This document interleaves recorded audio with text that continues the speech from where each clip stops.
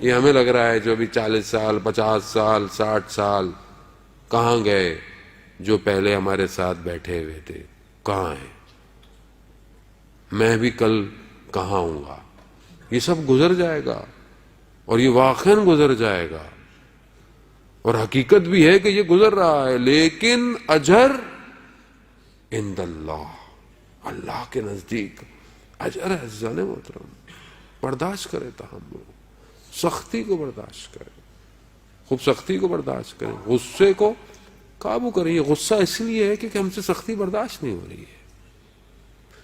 زبان سے نکلے ہوئے تیر ہیں عزیزان محترم غصے کی حالت میں، جو کہ پیوست جب وجود میں ہو جاتے ہیں واپس نہیں نکلتے.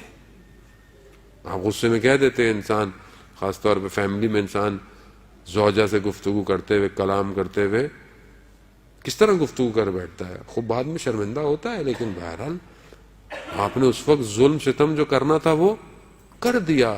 شخصیت انسان کی غصے میں باہر آتی ہے.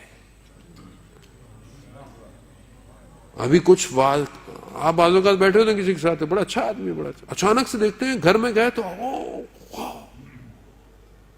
کس پہ چیخ رہا ہے؟ بچے پہ چیخ رہا ہے. بچہ نادان ہے، بچہ ہے. آپ ان بچوں سے کیا ایکسپیکٹ کرتے ہیں؟ جو چھوٹا بچہ ہو 8-9 سال کا، ہماری ایکسپیکٹیشن اس سے یہ ہوتی ہے جیسے میٹرک پاس بچے سے ہے. 10 دفعہ سمجھایا تھا،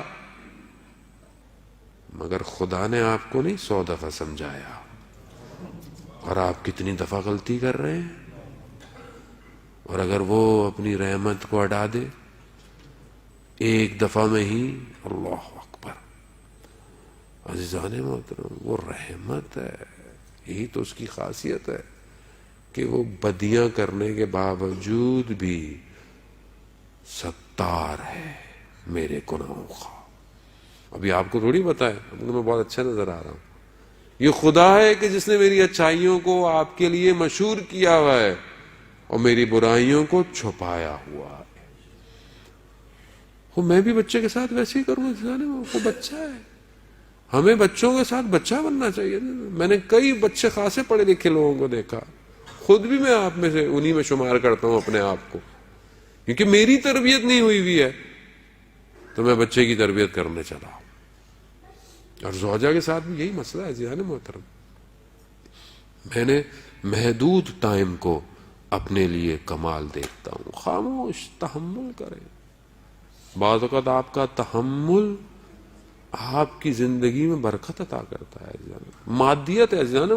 ہر ایک شخص کو ٹریٹ کرے ایک ایکویشن کی طرح کہ اس ایکویشن کو سالو کرنا ہے، نہ ڈیزالو کرنا ہے.